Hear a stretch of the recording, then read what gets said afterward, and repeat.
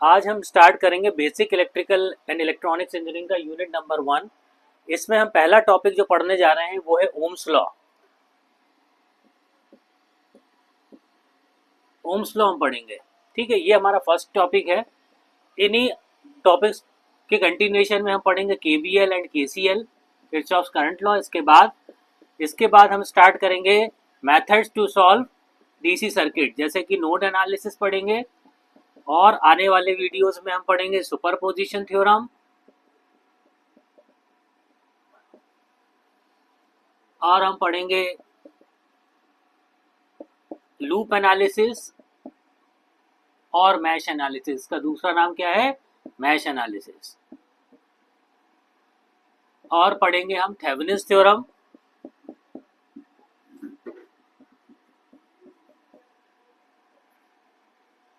और last topic पढ़ेंगे star delta transformation. ये जो टॉपिक है हमारे, ये बेसिकली हम स्टार्टिंग इस टॉपिक से करेंगे और एंड इस टॉपिक पे करेंगे इस चैप्टर को। तो जो यूनिट नंबर 1 है उसमें हम ओम्स लॉ पढ़ेंगे। तो सबसे पहले तो हम डिफाइन करते हैं ओम्स लॉ। ओम्स लॉ समझने के पहले हमको समझना होगा कि वोल्टेज क्या होता है और करंट क्या होती है और रेजिस्टेंस क्या होता है। जैसा कि आप लोगों को पता है, दो पॉइंट के बीच में अगर कोई पोटेंशियल डिफरेंस है, वोल्टेज का अंतर है, तो उस पर्टिकुलर क्वांटिटी को हम बोलते हैं पोटेंशियल डिफरेंस या वोल्टेज, ठीक है। फॉर एग्जांपल, एक है हमारे पास पॉइंट ए, एक है पॉइंट बी, है ना। पॉइंट ए है हाई पोटेंशियल पर और पॉइंट बी है लो पोटेंशियल पर। तो पॉइंट ए और बी के बीच में जो वोल्टेज डिफरेंस होगा यह है हाई पोटेंशियल वोल्टेज और यह है लो पोटेंशियल वोल्टेज। तो पोटेंशियल डिफरेंस क्या हो गया? पोटेंशियल डिफरेंस हो गया high voltage point minus low voltage, ये हो गया पोटेंशियल डिफरेंस। अगर दो पॉइंट के बीच में पोटेंशियल डिफरेंस है और उन दो पॉइंट के बीच में अगर कोई कंडक्टर कनेक्टेड है, कंडक्टर, तो उस कंडक्टर से इलेक्ट्रॉन का फ्लो होने लगेगा। ये जो इलेक्ट्रॉन का फ्लो है इसको हम कहते हैं करंट। इस इलेक्ट्रॉन के फ्लो को क्या कहते हैं हम? करंट, ठीक है। अब इंपॉर्टेंट चीज ये है कि ओम्स ने एक नियम दिया जिसको हम कहते हैं ओम्स लॉ। उसने कहा कि ये जो करंट है उसकी वैल्यू पोटेंशियल डिफरेंस पर डिपेंड करेगी। मतलब पोटेंशियल डिफरेंस ए और बी के बीच में अगर ज्यादा होगा तो करंट भी फ्लो ज्यादा होगी। करंट क्या है? बेसिकली फ्लो ऑफ इलेक्ट्रॉन्स, ठीक है। अगर हम करंट को डिफाइन करें तो हम क्या बोलेंगे? It is a flow of electron in any conductor material from higher potential to lower potential, ठीक है। अब high potential to low potential current flow होगी, लेकिन कंडक्टर जो है उसका एक इनहेरेंट नेचर है। इनहेरेंट नेचर मतलब प्राकृतिक नेचर है, ठीक है, कि वो करंट के प्रवाह को कितना रोक सकता है, ठीक है। तो करंट को रोकने वाली जो क्वांटिटी है उसको हम कहते हैं रेजिस्टेंस। उसको क्या कहते हैं हम? रेजिस्टेंस। तो इंपॉर्टेंट चीज ये है कि अगर हम डिस्कस करें तो हमारे को एक पॉइंट और मिला, वो है रेजिस्टेंस। तो हमने यहाँ पे किया वोल्टेज, ये बेसिकली हो गया वोल्टेज, और दूसरा पॉइंट हो गया करंट। करंट क्या है? Flow of electrons in any conductor, और इनको रोकने वाली क्वांटिटी कौन सी है? रेजिस्टेंस। रेजिस्टेंस क्या है? It is the opposition offered to the flow of flux. इसको हम डिनोट करते हैं आर से, ठीक है। और आर जो है बेसिकली किस पे डिपेंड करता है? 3 उसके पैरामीटर होते हैं। एक तो होता है रेजिस्टिविटी, एक होता है लेंथ, और एक होता है area of cross section. Area of cross section of conductor, और ये भी है लेंथ ऑफ कंडक्टर, और ये भी है रेजिस्टिविटी ऑफ कंडक्टर। तो अब जैसा मैंने आपको बताया कि ओम्स लॉ बेसिकली है क्या? दो पॉइंट के बीच में पोटेंशियल डिफरेंस होगा तो ही करंट फ्लो होगी। पोटेंशियल डिफरेंस से मतलब क्या है? एक छोटा सा एग्जांपल से मैं आपको बताता हूं कि पोटेंशियल डिफरेंस बेसिकली है क्या। फॉर एग्जांपल मैं एक छोटा सा एग्जांपल लेता हूं। हमारे पास दो पॉइंट है, एक है ए और एक है बी, और ये है ग्राउंड। ग्राउंड मतलब जमीन। इस पॉइंट की हाइट 3 मीटर है ग्राउंड से, और इस पॉइंट की हाइट 5 मीटर है ग्राउंड से। अगर मैं इन दो पॉइंट के बीच में एक पाइप कनेक्ट करता हूं, पाइप जिसमें से कोई चीज फ्लो हो सकती है, फॉर एग्जांपल वाटर, तो पानी का जो फ्लो है वो हाई पॉइंट से लो पॉइंट की तरफ होगा। ठीक है, ऐसे ही करंट अगर हम जब कंसीडर करते हैं तो करंट भी हाई पोटेंशियल से लो पोटेंशियल चलेगी। तो वहां पे हमारे पास क्या हो गए? दो पॉइंट, हाई पोटेंशियल और लो पोटेंशियल। यहाँ पर पाइप के केस में हमारे पास क्या हो गए? एक ज्यादा हाइट वाला पॉइंट, एक कम हाइट वाला पॉइंट। तो ज्यादा हाइट से कम हाइट की तरफ पानी फ्लो होगा। ठीक है, अब पाइप है उसके ऊपर डिपेंड करेगा उसका फ्लो। अगर पाइप की मोटाई ज्यादा होगी या उसकी लंबाई ज्यादा होगी तो फ्लो भी प्रभावित होगा।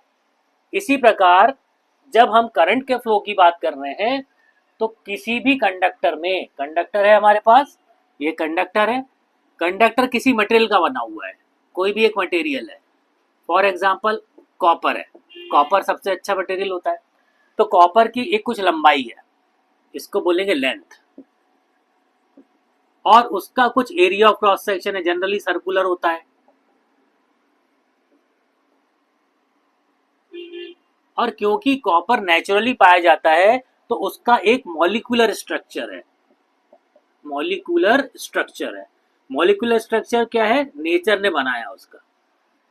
तो उसके अनुसार इलेक्ट्रॉन के फ्लो को, जो इलेक्ट्रॉन अंदर फ्लो हो रहा है उसके फ्लो में कुछ ना कुछ उसको रुकावट आएगी। अगर इलेक्ट्रॉन फ्लो करेगा और उसको कुछ रुकावट आएगी तो उस रुकावट को पार करके उसको ए से बी पहुंचना है। ए मतलब हाई पोटेंशियल वाला पॉइंट, और बी मतलब लो पोटेंशियल वाला पॉइंट। तो हाई पोटेंशियल से लो पोटेंशियल अगर किसी भी इलेक्ट्रॉन को फ्लो होना है तो आने वाली रुकावट को उससे पार करना है। ये जो रुकावट है इसको हमने क्या नाम दिया है? रेजिस्टेंस। अब अगर इलेक्ट्रॉन को रुकावट कम से कम मिलेगी, मतलब सबसे मिनिमम उसको रुकावट मिलेगी, तो वो जल्दी ए से बी पहुंच जाएगा। और अगर ज्यादा रुकावट मिलेगी तो वो ए से बी पहुंचने में उसको ज्यादा समय लगेगा। तो इलेक्ट्रॉन का फ्लो तो करंट है, फ्लो जितनी जल्दी होगा करंट उतनी ज्यादा होगी। ठीक है, तो रेजिस्टेंस पर ये डिपेंड करता है कि कितनी ज्यादा उसको रुकावट है, कम रुकावट और ज्यादा रुकावट। कम रुकावट से मतलब ये कि मान लीजिए एक एग्जांपल लें कि आप बाइक चला रहे हैं। ठीक है, अब बाइक में आप, एक रोड है बिल्कुल प्लेन और एक रोड है जहां पर बहुत गड्ढे हैं। तो अगर मान लीजिए आपको ए पॉइंट से बी पॉइंट जाना है जिसकी दूरी 500 मीटर्स है, तो ए से बी जाने में प्लेन रास्ते में आपको कम समय लगेगा, लेकिन वहीं जो गड्ढे वाले रास्ते हैं उसमें आपको ज्यादा समय लगेगा। इसलिए जो कम से कम रेजिस्टेंस वाला पाथ होगा जिस कंडक्टर में, वो कहलाएगा गुड कंडक्टर। तो हमको 3 चीजें कंसीडर करनी है किसी भी पर्टिकुलर सर्किट में। तो इलेक्ट्रिक सर्किट के अंदर हमारे पास अब 3 चीजें क्या आ गई? एक तो दो पॉइंट के बीच में होना चाहिए वोल्टेज डिफरेंस, है ना। अगर मैं एक सर्किट बनाऊं तो सर्किट में एक है पॉइंट ए, एक है पॉइंट बी, और ये है आर। आर मतलब रेजिस्टेंस। इस पॉइंट का पोटेंशियल है वीए, इस पॉइंट का पोटेंशियल है वीबी। अगर मैं कहता हूं if VA is greater than VB, मतलब VA का पोटेंशियल VB से ज्यादा है, तो करंट विल फ्लो फ्रॉम कहां से कहां तक चलेगी, A से B, क्योंकि A का पोटेंशियल ज्यादा है। ठीक है, अब इनका जो पोटेंशियल डिफरेंस है इसको मैं रिप्रेजेंट कर रहा हूँ V से। VA is equal to VA minus VB, potential of VA minus potential of VB। ठीक है, अब बात आती है कि ये जो करंट इसके बीच में फ्लो होगी, इसको नियंत्रित करने वाली क्वांटिटी है रेजिस्टेंस। तो ओम्स ने एक नियम दिया जिसको हम कहते हैं ओम्स लॉ। ओम्स ने कहा कि जितनी भी करंट फ्लो हो रही है किसी भी कंडक्टर के अंदर, वो उसके पोटेंशियल डिफरेंस के डायरेक्टली प्रोपोर्शनल है। हम किस पे जा रहे हैं, ओम्स लॉ पे। ओम्स ने क्या कहा, ओम्स लॉ क्या कहता है, जितनी भी करंट आई किसी भी कंडक्टर में फ्लो हो रही है वो किसके प्रोपोर्शनल है, वोल्टेज के।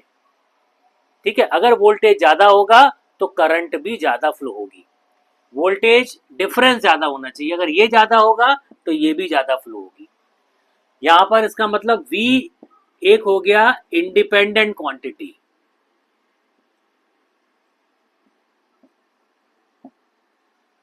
इंडिपेंडेंट क्वांटिटी, और I क्या हो गया, डिपेंडेंट क्वांटिटी।